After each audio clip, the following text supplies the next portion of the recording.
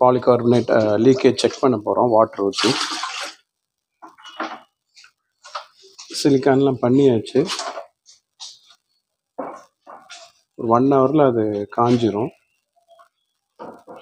ஒரு 2-3 ஹவர்ஸ் விடுறது நல்லது. ஆனால் 1 ஹவரில் அது காஞ்சிடும்.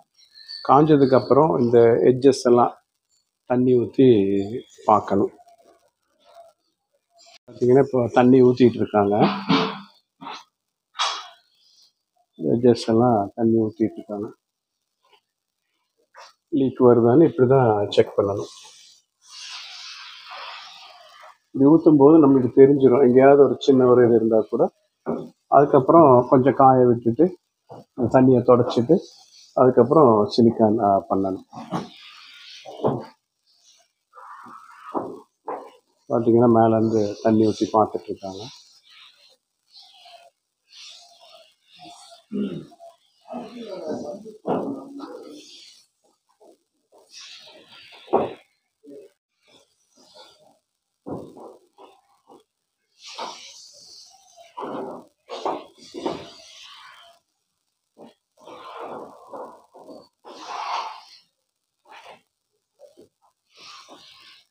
பார்த்தீங்கன்னா இந்த சைடு ஃபுல்லாக கம்ப்ளீட்டாக இந்த எட்ஜஸில் தான் வரும்.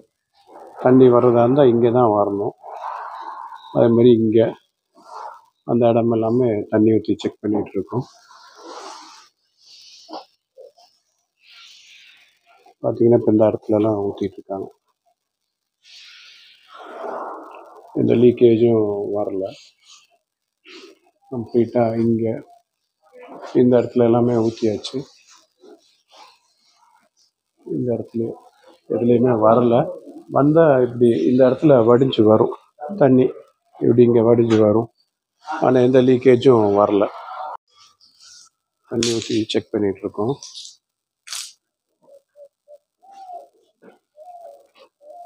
ஜாயிண்ட்லாம் வருதான்னு செக் பண்ணிகிட்டு இருக்கோம் தண்ணி ஊற்றி.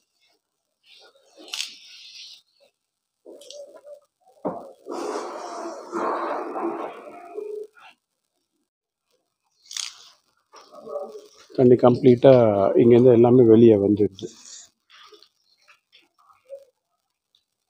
இந்த இடத்துல பார்த்தீங்கன்னா ஈபி அந்த போஸ்ட் வருது. இங்கேயும் வந்து நல்லா கவர் பண்ணியிருக்கோம். எந்த லீக்குமே வரல. கம்ப்ளீட்டாக எல்லா இடமும் செக் பண்ணியாச்சு. இப்படி தான் தண்ணி ஊற்றி செக் பண்ணணும். எந்த லீக்கேஜுமே வரல. பார்த்தீங்கன்னா எந்த லீக்கேஜுமே இல்லை.